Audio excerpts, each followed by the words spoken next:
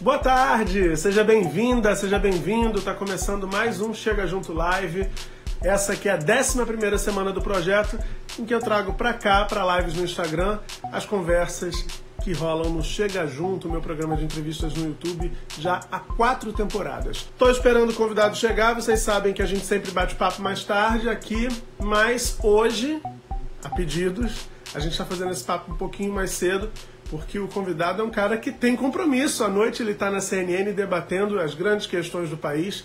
Estou falando do advogado Augusto de Arruda Botelho. Ele vai conversar com a gente sobre a situação política do Brasil, né? Sobre essa tal, como é que a gente pode descrever assim, esse impasse institucional, como eu estou chamando.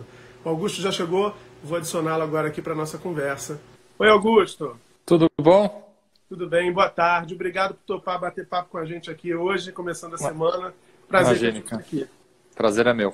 Para começar, a pergunta que eu tenho feito a todos os convidados nessa série de lives aqui. Como é que tem sido os seus dias de quarentena, Augusto? Complicada essa pergunta, hein? Começar já assim? Eu achei que ela era mais leve, veja só. Não, cara, assim... eu... antecipando, assim, antevendo uma situação bem ruim, que é a situação atual que a gente está vivendo, eu consegui fazer bem no início do isolamento, ainda quando o isolamento era só uma possibilidade, eu consegui sair de São Paulo, eu tenho filhos, minha mãe é um grupo de risco, então eu consegui ficar bem no começo do isolamento, em família, todo mundo junto, num lugar mais agradável do que essa cidade maluca que a gente vive, que é São Paulo, principalmente para crianças. Eu tenho um filho pequeno. Então, no começo, curioso falar, né? Mas pareciam férias em família, né? A gente via as coisas acontecendo, piorando, mas a gente não conseguia, de certa forma, ainda entender e perceber a situação caótica que a gente ia chegar. Então, eu tive um momento inicial em que eu consegui me dedicar muito a estudar, por exemplo. Eu tenho uma dissertação de mestrado para entregar que eu estava enrolando, eu consegui escrever, eu consegui ler. Então, o começo, não vou dizer que foi bom, óbvio, não tem como ser bom, mas foi bem mais fácil. A partir do momento em que eu aceito esse desafio de participar do debate da CNN, aí houve uma mudança no meu dia a dia radical que me obriga, obviamente, não só a estar em São Paulo, como estar em São Paulo e estar sempre atento a notícias que, infelizmente, nunca são boas. E aí, obviamente, isso traz todo um peso, não só profissional, mas psicológico, né? Então, eu acho que assim, hoje em dia, eu já passei por momentos difíceis, né? Todo mundo já passou certamente por momentos difíceis ao longo desse isolamento. Eu meio que aprendi a lidar com eles, viu, Murilo? Eu estou relativamente querendo que a situação, obviamente, melhore para a gente poder ter uma vida um pouco mais normal, mas ainda assim eu sou muito cauteloso, muito conservador no que se trata da necessidade da gente se manter ainda o máximo possível isolado e para conter o contágio exponencial dessa pandemia. Então, assim, mas eu estou resumindo de forma longa, respondendo a minha pergunta. Estou bem, obrigado. Olha, você falou da questão da dificuldade de lidar com o noticiário, a gente super entende, eu também trabalho com conteúdo e também vivo essas agruras, né, de acompanhar esse hard news tão pesado, mas se serve de consolo, é uma alegria ligar a TV e ver você falar com a lucidez com que você tem falado, ter participado desses debates. Eu tenho que muita gente está aqui comentando, falando exatamente a mesma coisa. Obrigado, uma grande alegria para a gente que assiste. Obrigado. Para mim, assim, foi um grande desafio na minha vida aceitar esse convite, por questões variadas do ponto de vista profissional. Eu sou exclusivamente um advogado criminalista, tenho um escritório aqui em São Paulo com muita gente, muitos casos, e eu nunca, de forma nenhuma, diminuiria meu ritmo de trabalho dentro da advocacia para aceitar esse desafio de me comunicar com um público maior. Mas, ao mesmo tempo, eu entendo a importância, não só no momento, mas até em relação ao formato do programa, de ter uma voz que pensa, pelo menos parecido como eu penso. Então, foi uma somatória de... Não foi uma decisão fácil, né? Não foi uma decisão assim, eu recebi o convite e aceitei no mesmo momento, não. Eu fiz uma reflexão bem grande com a minha família, reflexão profissional, com pessoas de comunicação. Foi uma decisão realmente elaborada, não foi um papum. Mas eu tô... É engraçado, porque a única noção que eu tenho da repercussão do programa é a audiência, óbvio, que é uma audiência espetacular. E assim eu vejo pelas minhas redes sociais, né, que cresceram muito, o apoio sempre vem com xingamento também, uma coisa traz a outra, mas eu não sei como é que é na rua, né? Eu não sei a hora que a gente poder voltar a caminhar de uma forma minimamente normal nas ruas e etc., como é que vai ser a receptividade das pessoas em relação ao programa. Eu tendo a achar que está sendo boa. Você sabe que há 2 semanas eu conversei aqui com o Fefito, que é um jornalista que cobre o mundo de celebridades, e o Fefito teve uma experiência longa, profissional, com o debatedor, com quem você está toda noite na CNN. O Fefito sofreu um bocado por conta do fã-clube do rapaz. E eu ia te perguntar exatamente isso. Eu recebi comentários aqui no direct, já nessa linha também. Como é que você lida com os haters da internet, Augusto? Sem querer soar pedante, eu não lido, porque eu não lido. Eu não lido com comentários agressivos, xingamentos, ameaças até, que as coisas começaram a esquentar um pouco nas últimas semanas e agora eu recebo bastante ameaça também. Eu ignoro solenemente. As pessoas que discordam de mim com argumentos, e obviamente eu não tenho, infelizmente, eu não tenho uma equipe, eu não tenho nada, sou eu sozinho, ao contrário de outras pessoas que trabalham com isso, tem equipes e tem pessoas que cuidam de redes sociais, eu não tenho absolutamente nada disso, então infelizmente falta tempo para poder ler com calma, responder, tanto as pessoas que me dão sugestão, me dão apoio, quanto as pessoas que fazem críticas, até críticas construtivas, que eu, obviamente, sou todo ouvidos para críticas construtivas.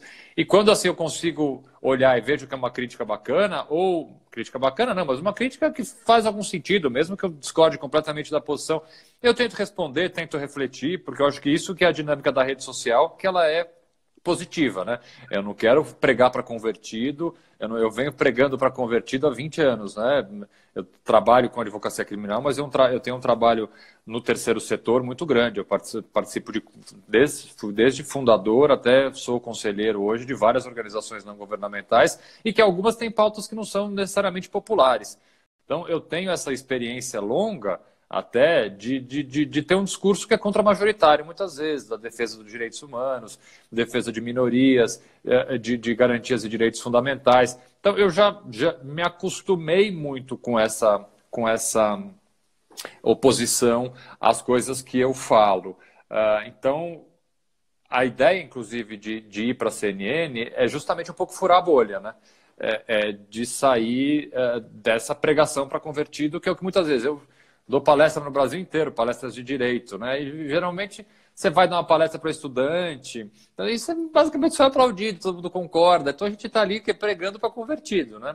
E a rede social é uma coisa completamente nova, porque tem muita gente que obviamente pensa, e está certo, tem mais é que pensar diferente mesmo, não vejo problema nenhum nisso, mas é esse filtro do quanto é uma crítica construtiva bacana para quanto é simplesmente um xingamento.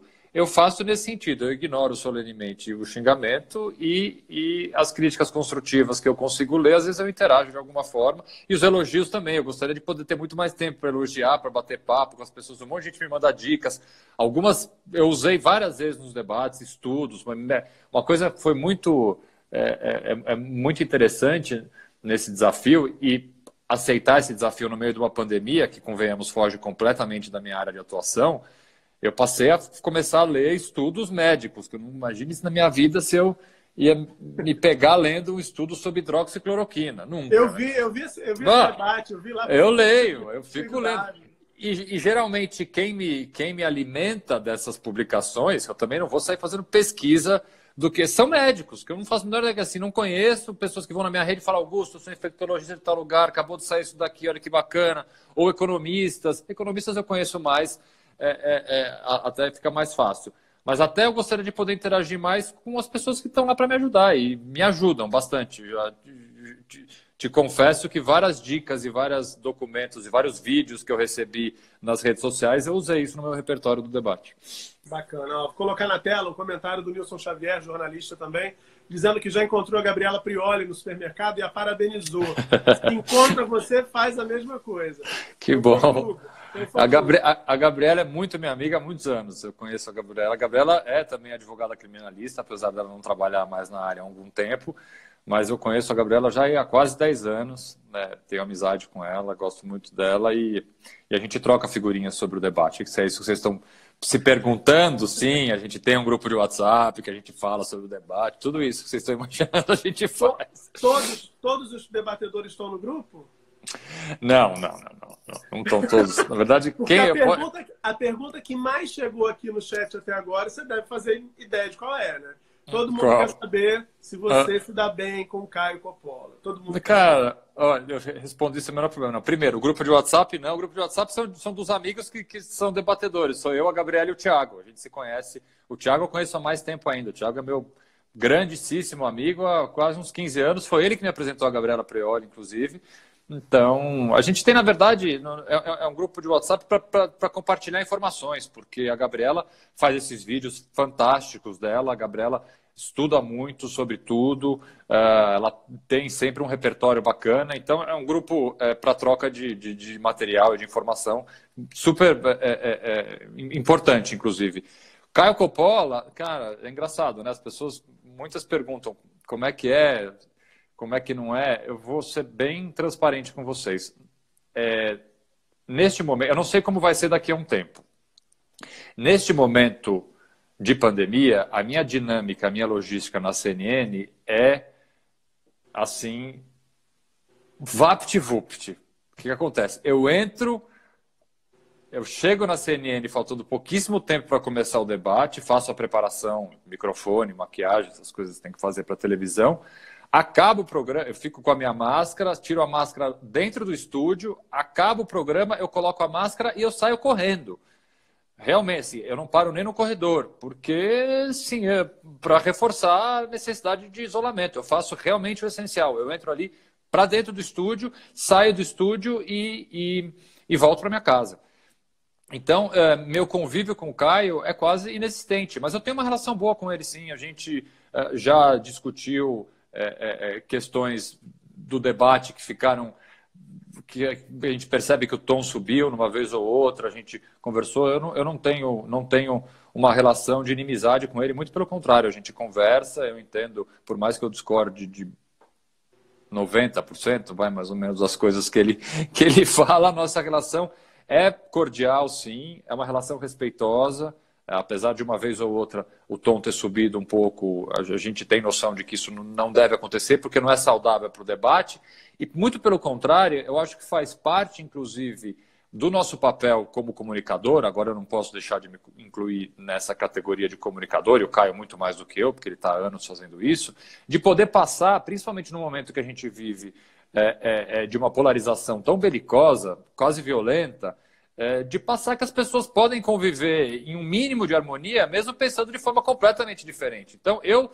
ter uma relação ruim ou de inimizade com o Caio seria uma tremenda hipocrisia da nossa parte de virar, começar a falar ali, vamos respeitar o que o outro fala, e ao mesmo tempo eu ter algum problema com ele. Então, respondendo às dúvidas e as curiosidades de todo mundo, eu e o Caio temos uma relação extremamente cordial. Que bom. Ó, vamos começar então a analisar o tal do impasse institucional que eu te convidei lá pelo Twitter para a gente discutir essa situação brasileira que se estende já há tanto tempo, né? Eu queria que você falasse primeiro qual é a sua visão, qual é a sua opinião sobre esse quadro que a gente vive hoje na política brasileira, Augusto. É muito, muito ruim a minha visão, ela é muito pessimista. Eu já tive momentos... É engraçado, né? Porque a nossa política e a nossa vida em sociedade, principalmente depois do governo Bolsonaro, ela dá saltos de loucuras, assim, num espaço tão curto de tempo, que eu já tive momentos nas últimas semanas em que eu realmente imaginei que a gente estaria bem próximo de uma ruptura institucional grave. Eu tinha muito receio deste final de semana. Eu saí da CNN na sexta-feira e eu me recordo, na minha fala final, fazer uma fala de 30 segundos sobre um tema que não era o tema do debate e foi completamente espontâneo, porque muito ali, vocês podem não achar, mas assim, é completamente improviso, passa na hora na minha cabeça. Às vezes depois eu até falo, não, podia ter falado outra coisa, ao invés de ter falado isso, mas é o que eu sinto na hora de falar. E foi que eu fiz uma espécie de um apelo para as pessoas não saírem às ruas nesse final de semana, por mais que eu entenda que a gente tem todos os motivos do mundo para protestar. Eu tinha muito receio de que os protestos no domingo desencadeassem para violência, e eu acho que é isso que o governo federal aguarda para endurecer mais ainda a postura dele. Então eu tinha um receio enorme desse final de semana, da gente desencadear uma onda de protestos e com violência e com confronto com a polícia, para a partir daí o governo começar a apertar mais ainda a democracia e começar a restringir mais ainda direitos e garantias fundamentais. Ainda bem, eu fiquei muito, muito feliz em saber que os protestos ocorreram na maior parte das cidades sem qualquer problema. Aqui em São Paulo, sempre em dispersão de protesto, a gente pode ter um probleminha ou outro, mas convenhamos, foi muito menor do que poderia ser. Então, por que eu estou te falando isso? Porque eu sempre sinto que a gente está na beira de um abismo, assim, sabe? Qualquer coisa, qualquer fósforo aceso pode dar uma explosão institucional grave. O momento é muito delicado. Eu acho que o presidente ele é extremamente instável, faz falas impetuosas, que depois eles vivem se corrigindo, né? Não é nem só o presidente, é a equipe do governo federal. Isso eu falei essa semana. Não. Eu volto às 5. Aí no dia seguinte, não era bem isso. A estética do nazismo do vídeo do Roberto Alvim. Não, foi uma exceção, imagina, ele nem sabia disso. Sempre vem um pedido de desculpa, parece aquele filho bem levado, que você dá uma bronca para o outro, ele vai falar, não, foi sem que, sabe? O governo parece uma criança, assim, às vezes, que faz coisa errada diariamente e não percebe o erro que ele comete. Então, às vezes, numa fala impetuosa dessa, veio uma medida impetuosa. Como o governo tomou medidas completamente sem justificativa nenhuma, como, por exemplo, revogando a portaria de controle de armas, que é uma coisa que até agora eu não entendo o porquê, né, do que fizeram isso. Então, eu acho que a gente sempre está no limiar entre a manutenção de um regime democrático e o início de uma ruptura mais grave institucional, que as pessoas vão perguntar, Augusto, mas você acredita em golpe? Eu não acredito num golpe militar. Eu acho que essa possibilidade, pelo menos da forma como eu enxergo atualmente, ela está longe de acontecer. Eu ainda acredito, sim, por respeitar as Forças Armadas bastante, acreditar que tem, principalmente nos militares da ativa, um interesse na manutenção da democracia. Acho que eles não querem uma coisa diferente. Eu não vejo essa preocupação, porque às vezes as pessoas pensam, mas que militares, eles não... De forma nenhuma, eles dariam um golpe para fazer o quê? Para ficar com o Bolsonaro no poder? Como é que seria? Como é que não seria? Essa ruptura, eu não acho que viria daí. Ela é muito mais uma ruptura do pequeno poder, sabe? É uma ruptura, eventualmente, de um grupo isolado, é um problema de um batalhão específico, de uma polícia militar de algum estado. Não estou aqui apontando nenhum estado e nenhuma área específica, mas eu estou dando o exemplo, por exemplo, da polícia militar, porque pode ser uma coisa mais isolada, não organizada, e que aí, se você inicia... Eu tinha feito um exercício, eu não falei isso no debate, mas um outro receio que eu tinha, assim como eu tive esse final de semana das manifestações, eu tive com um inquérito que corre no Supremo Tribunal Federal, no momento que o Weintraub tivesse que prestar um depoimento. Lembra que teve aquele habeas corpus que apresentaram para ele não prestar depoimento? O ministro da Justiça apresentou. O ministro da Justiça entrou com habeas corpus, que é uma coisa inédita na nossa história. Aí o Bolsonaro vem no dia seguinte e fala que ordem judicial absurda tem que ser respeitada. Naquele momento eu fiquei com a seguinte sensação. E olha como é bem assim... Parece uma coisa pequena, mas olha o problema que isso poderia gerar. O Supremo manda uma intimação para o Weintraub não consegue esse habeas corpus, tem que prestar o depoimento, ele não vai. Desobedece à ordem judicial. O Supremo manda uma segunda, uma terceira ordem judicial, ele desobedece. E aí teria, em tese, pela nossa legislação, a possibilidade de você mandar uma condução coercitiva para o Weintraub. Olha, você não veio você foi intimado 3 vezes aqui, você não compareceu, eu vou mandar uma condução coercitiva. E aí essa condução coercitiva tem que ser cumprida por alguém. Vai, geralmente, a Polícia Federal, vai alguém para cumprir. E aí, vamos imaginar a seguinte hipótese. O presidente ou qualquer outra pessoa fala, não, ministro meu, a Polícia Federal não vai encostar. E chamam, sei lá, a gente pode aqui falar, 10 policiais do Gabinete de Segurança Institucional ou alguns policiais militares apoiadores do governo. Sabe, um simples movimento assim, né, de, olha, ministro meu, ninguém vai encostar, isso já é o suficiente para você iniciar uma ruptura institucional. A partir do momento que você chama, ainda que sejam 10 pessoas, 10 policiais militares, 10 membros da guarda do Gabinete de Segurança Institucional, e você, por exemplo, evita que a Polícia Federal cumpra uma ordem judicial, você já tem uma ruptura institucional aí. Então você não precisa de tanque na rua, né? Você não precisa ter... exatamente. As pessoas acham que o golpe pode vir como em 64, com tanques na rua e com grandes derramamentos de sangue. Às vezes, num pequeno gesto desse, você já tem uma ruptura institucional que, do ponto de vista democrático e para o país, é uma catástrofe. Então, por isso que eu acho que a gente está sempre nesse limiar de ter alguma coisa grave para acontecer. Sem dúvida alguma, isso está potencializado desde que o governo Bolsonaro teve início, mas eu te ouvindo nessa última fala, aí, quando você fala a partir de 3 negativas de comparação a um depoimento, pode ser decretada uma condução coercitiva, é impossível não associar isso à condução coercitiva que o Lula foi submetido lá atrás, sem ter se recusado a comparecer em nenhum depoimento. Não só o Lula, né? Só o Lula. E aí eu queria te perguntar exatamente sobre isso. É o gancho para a próxima pergunta. Porque desde lá de 2014, 2013, quando começaram as manifestações em junho de 2013, com o desgaste do governo Dilma e depois da reeleição, todo aquele movimento que a gente acompanhou culminando no impeachment, o que a gente ouve o tempo inteiro é que as instituições estão funcionando plenamente. Você concorda que as instituições estão funcionando plenamente, Augusto?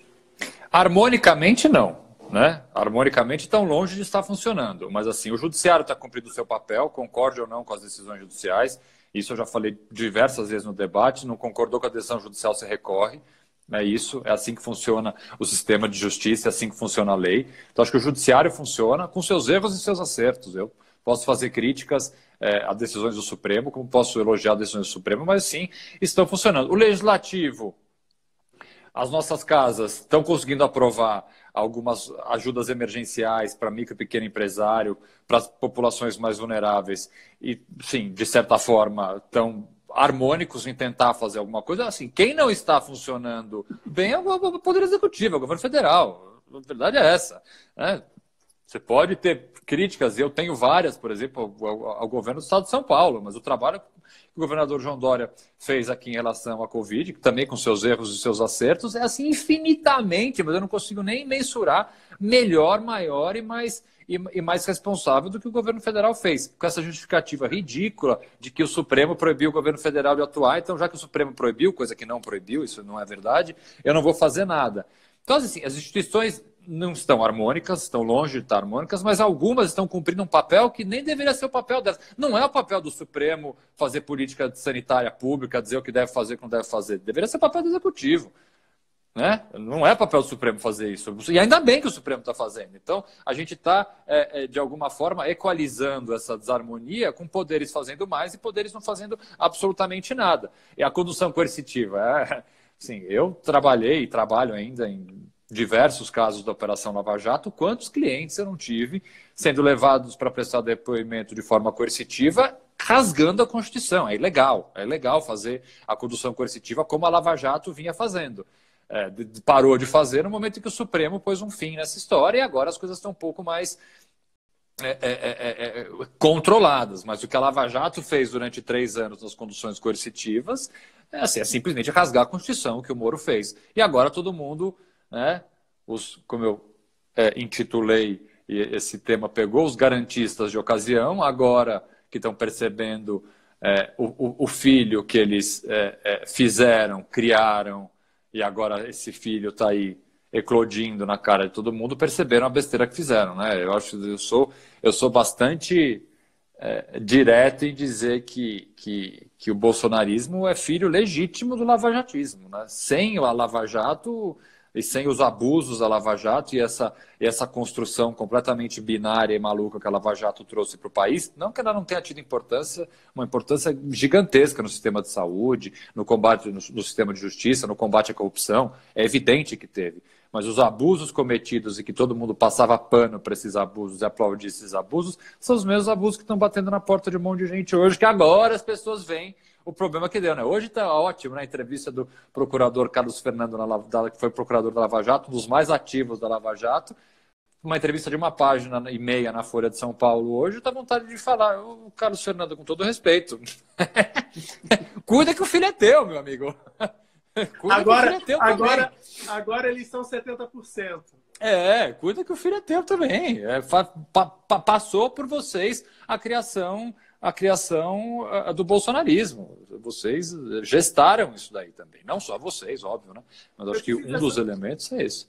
Sem dúvida. Eu te fiz essa pergunta sobre o funcionamento das instituições, porque quando a gente vê os limites sendo ultrapassados tão repetidamente e num espaço tão curto, fica a sensação para a gente que não é profissional do direito, né, que não é da área, não atua no judiciário, fica a sensação de que ninguém está fazendo nada para pôr um freio a esses rompantes autoritários desse governo. O presidente indo a manifestações que pedem claramente o fechamento da STF e do Congresso Nacional, o que é crime segundo a Constituição, e não acontece nada, a gente só tem notas de repúdio, né? Ninguém aguenta mais nota de repúdio, né? Enfim, o que pode efetivamente ser feito? Alguma coisa pode ser feita ou a gente vai continuar, pelo andar da carruagem, a ver esses limites sendo esgarçados mais ainda? Mas tenta tomar água, que é difícil, eu sei. Não é não. Essa é uma resposta tranquila, porque aí é uma crítica que eu tenho que fazer à expectativa das pessoas. A gente tem que entender o seguinte, a velocidade da justiça não é a velocidade da rede social. A velocidade da necessária composição política para se fazer qualquer coisa em relação a um governo não é a velocidade que nós, opositores do governo federal hoje, gostaríamos que fosse. As coisas não são tão rápidas como a gente gostaria que fosse. Então fica essa sensação de que nada está sendo feito porque a gente só vê a nota de repúdio. Porque a gente está lá na rede social vendo a nota de repúdio. A nota de repúdio, realmente, a gente está cansado, mas eu continuo assinando todas as notas de repúdio, ajudo a divulgar e vou continuar assinando. Mas é muito pouco. Mas o problema é a falsa imagem que grande parte das pessoas tem de achar que é só isso. Existem coisas em andamento. Existem pedidos de impeachment, existem inquéritos policiais, existem investigações dentro do Ministério Público. Há uma série de coisas em andamento, só que, gente, essas coisas demoram. Nada é tão rápido como a gente gostaria que fosse. Então, o que tem que fazer, dependendo do que você, na verdade, tiver esperança de que vai andar mais rápido, é usar as formas de fazer com que isso ande mais rápido. O inquérito do Supremo, por exemplo, da fake news, ele está voando do ponto de vista de experiência de 20 anos de advocacia. Um ministro mandar uma intimação para uma pessoa prestar um depoimento em 5 dias, gente, isso é inédito. Isso não acontece. Geralmente você presta um depoimento daqui a 3 meses. Entendeu? Acho que o Celso de Mello, acho que o decano quer se aposentar com isso resolvido. Então tá muito rápido. A gente acha que ninguém está fazendo nada e que nada está acontecendo. A gente está acontecendo e está bem mais rápido do que o normal. Do ponto de vista político, para um ambiente político necessário para um processo de impeachment, isso é uma coisa um pouco mais delicada de se querer imprimir uma velocidade que muitas vezes depende da vontade de pessoas que não têm essa vontade de que isso ande mais rápido. Aí tem interesses, jogos políticos, aproximações com o Centrão, aí tem toda aquela história de parlamento e de composição e de articulação política que realmente demanda, aí sim, vontade mesmo, né? Iniciativa de pessoas, e que são pessoas que, de certa forma, são bastante sensíveis ao apoio popular e à pressão popular. Então, o que pode ser feito é o que a gente está fazendo. A nota de repúdio parece que não serve para nada, mas ela serve para o parlamentar se sentir pressionado, um Rodrigo Maia ou outros parlamentares, líderes de bancadas, se sentirem pressionados, de certa forma, para dar andamento a processos de impeachment que tem fundamento jurídico, colocar o barco, e a pressão da sociedade ajuda. Essas manifestações de rua, por mais que eu entenda que não é o momento de sair para a rua para fazer manifestação em razão da pandemia, é óbvio que elas servem de pressão também. Então, não fiquem... Eu vejo muita gente desesperançosa. Ninguém está fazendo nada. Tem um monte de gente fazendo, gente. Eu sou um deles, inclusive. Então, não é bem assim. Essas coisas demoram mais. Augusto, na tua visão, a partir da tua experiência, o presidente já já cometeu algum crime de responsabilidade que poderia servir de base para um processo de impeachment? Sim, vários. Vários. Crimes de responsabilidade ele já cometeu vários. Eu tenho uma postura um pouco, eu não vou chamar polêmica, mas neste momento ela não é tão popular em relação ao impeachment. Eu acho que o impeachment ele não pode ser usado como forma de se afastar do poder um político que você faz oposição. O impeachment é um instrumento jurídico, não é um instrumento político. Ele é um instrumento jurídico para se afastar um presidente, por exemplo, ou outra autoridade pública que venha ter cometido um crime de responsabilidade. A gente vem no nosso país, no passado recente, é só a gente perceber já a quantidade de presidentes empichados que nós tivemos, e pegando o exemplo da presidente Dilma, um uso claramente político desse instrumento. A gente vulgarizou o instrumento, né? Totalmente vulgarizou. Do ponto de vista da rigidez e da manutenção de um sistema democrático sólido, que nós temos uma democracia jovem ainda, vamos lembrar que até do ponto de vista histórico, até outro dia a gente vivia um regime de exceção. Nossa Constituição é de 88. 88 eu já tinha, não vou falar quantos anos eu tinha, porque eu vou contar a minha idade, mas eu tinha 11 anos em 88. É a nossa Constituição, bicho. Então, do ponto de vista histórico, isso não é nada. Então, a gente tem uma democracia ainda jovem e uma democracia que precisa se solidificar. Mais um impeachment de um presidente, quem quer que seja ele, né? É ruim. É ruim para o ponto de vista democrático, é ruim para a democracia, é ruim para a imagem do país lá fora, é ruim, mas ela pode ser uma coisa completamente inevitável. Então, para você ter uma ideia, quando começou o debate da CNN, deve fazer uns 2 meses, eu falei publicamente que neste momento, eu sou contra iniciar um processo de impeachment contra o presidente, porque eu acho que por mais que tenha, assim, crimes de responsabilidade que ele já tenha praticado, eu tenho medo, tenho receio de, mais uma vez, se utilizar do instrumento do impeachment para afastar um presidente, que hoje eu faço oposição, mas amanhã pode ser um candidato que eu apoie. Então, a gente não pode vulgarizar, como você falou, esse instrumento político. Só que olha como o Brasil sempre nos surpreende. Hoje, com a quantidade de crimes de responsabilidade e eventuais crimes comuns, inclusive, que o presidente pode ter praticado, eu enxergo a possibilidade do impeachment muito mais agora como uma peça jurídica mesmo, como de viabilidade jurídica, um instrumento de viabilidade jurídica para tirar o presidente, do que simplesmente, do ponto de vista político, tirar alguém que eu faço apenas oposição e que eu não concorde. Né? Então, eu acredito que já há elementos jurídicos para se iniciar um processo de impeachment, sim. Aí tem uma outra questão que é interessante, porque eu conversei aqui com o deputado federal Marcelo Calero, uns 2 meses, logo no começo do isolamento, e ele me disse que o Bolsonaro, já naquela altura, já poderia ser denunciado aos tribunais internacionais por crime contra a humanidade pela postura que o governo vem adotando exatamente no enfrentamento da pandemia. Eu queria saber se você acredita nessa possibilidade e como é que funciona um processo como esse nos tribunais internacionais. Acredito, sim, nessa possibilidade. Já há, inclusive, movimentações bastante avançadas nesse sentido. Os tribunais internacionais, além, obviamente, do impacto pessoal e do impacto na vida política real de alguém que venha a ser denunciado num tribunal desses, o impacto de imagem, o impacto de futuro político para essa pessoa é gigantesco. Né? Então, você ter uma denúncia recebida, responder a um processo num tribunal internacional, ainda mais em se tratando de um crime, por exemplo, contra a vida, né? Dizer que a postura do governo federal em relação à pandemia coloca em risco a vida de pessoas. Isso efetivamente traz para a imagem, e tem um pedaço obviamente ruim, de trazer também uma imagem ruim para o nosso país, mas convenhamos, né?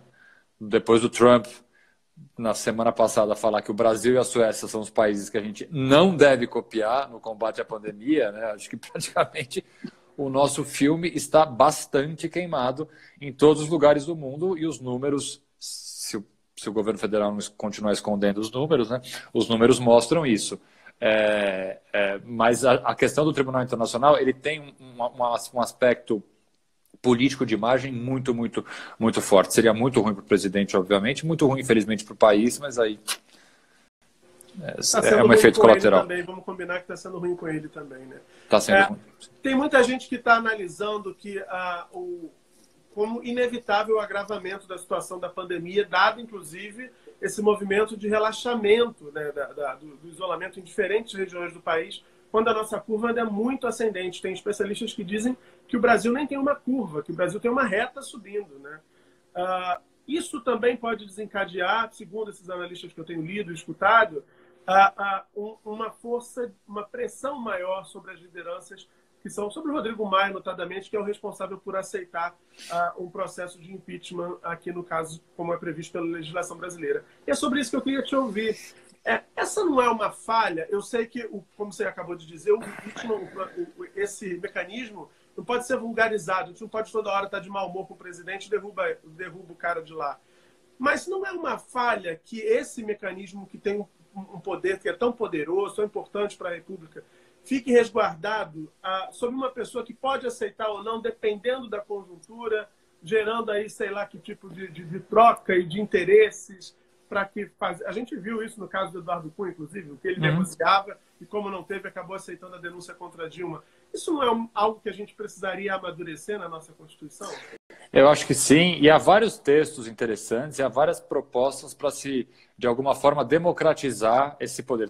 Porque, assim, um dos motivos, obviamente, que a presidência da Câmara, dentre vários, vamos chamar de vantagens, não são vantagens, mas são poderes, poderes concentrados na mão de uma pessoa, essa é uma delas. Há, de fato, críticas que eu compartilho dessas críticas, desse poder ficar centralizado demais, e da gente sempre depender de uma costura política que vai passar para o presidente de uma das casas.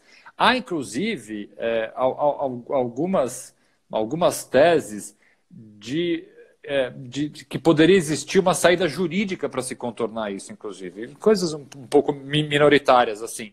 Mas eu concordo com você que é uma concentração de poder que ela é delicada. E pegando um pouco o gancho do início da tua pergunta, do quanto a flexibilização do isolamento agora pode prejudicar, assim, eu nem queria ter que passar por esse tipo de pressão, porque convenhamos, gente, com os números assustadores que a gente já tem de mortes e de infectados, se isso aumentar, e deve aumentar, infelizmente deve aumentar, eu não quero ter que usar vidas humanas para pressionar ninguém, entendeu? Porque eu quero manter as vidas. A gente não quer que ninguém fique doente e ninguém morra.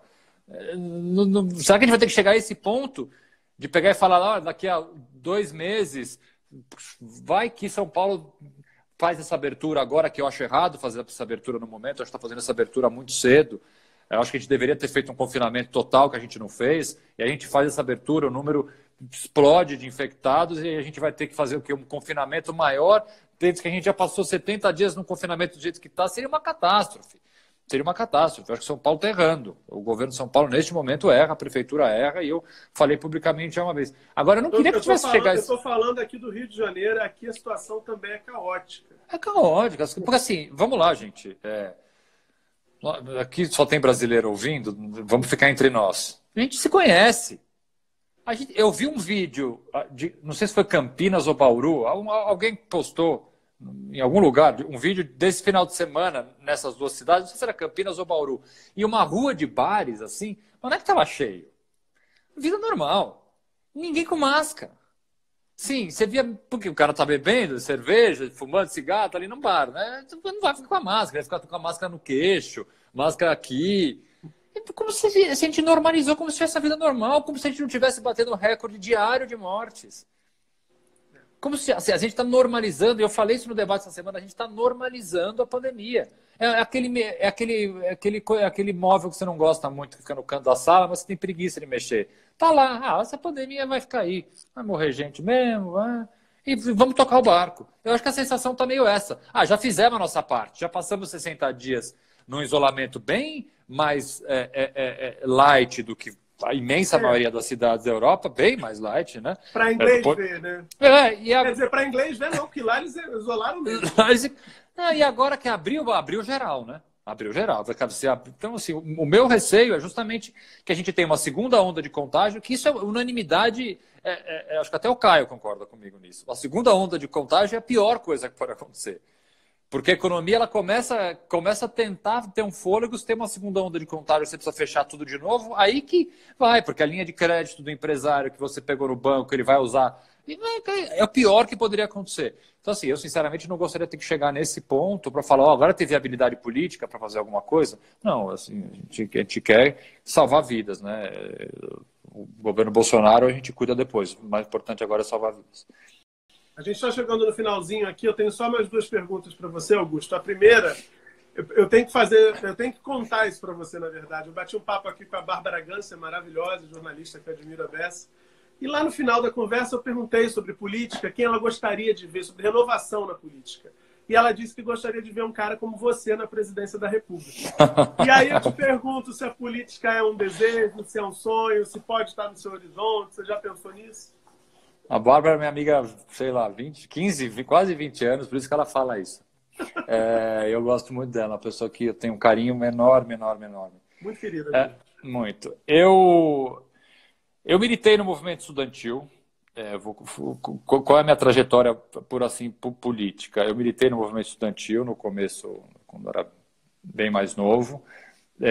Depois abandonei qualquer política partidária, nunca fui filiado a partido nenhum, nada, e fui fazer política através do terceiro setor, né? Eu sempre achei que eu podia ser mais efetivo e podia contribuir melhor em realmente colocando a mão na massa e ajudando, que é o que eu faço nas várias ONGs que eu ou fundei, eu fui diretor, eu sou conselheiro, de realmente, nos campos, obviamente, de atuação que eu tenho, de trabalhar no terceiro setor por achar que esse é o setor que mais resolve, né? E por um pouco de preguiça do ambiente político e de tudo mais. Então, eu não tenho políticas, se você me perguntar, pretensões eleitorais, não tem nenhuma. Nenhuma. Não me vejo saindo candidato a absolutamente nada, nem síndico do prédio. Agora, trabalhar num governo que eu apoie, não, isso obviamente eu não descarto. Claro que não descarto. Mas política eleitoral, nesse momento, a resposta que eu te daria não passa pela minha cabeça. Para encerrar, Augusto, te agradecendo muito, quero saber qual vai ser a primeira coisa que você quer fazer, que você vai fazer quando isso tudo passar, porque uma hora vai passar e a vida vai voltar para os prumos. Nossa! Comecei e terminei com perguntas difíceis. Pô, né? Essa é mais feia. Eu queria ir para a praia com os meus filhos, assim, descansar um pouco e entrar no mar com meus filhos todos. Eu tenho 3 filhos. Poder ficar livre um pouco. Cara, e eu sou boêmio, né? Então, uma boa festa eu gostaria, viu? Uma boa festa com amigos, boa música, eu não vou descansar. É uma coisa que está bem no meu horizonte acontecer em algum momento. É isso, vai chegar a hora. Querido, muito obrigado mesmo. Foi um prazer, viu, Augusto? Obrigado você pelo convite. Para continuar te ouvindo. Para todos, gente. Tchau, boa tarde para vocês. Tchau, gente. Amanhã tem mais Chega Junto Live. Estou esperando vocês. Beijo. Tchau.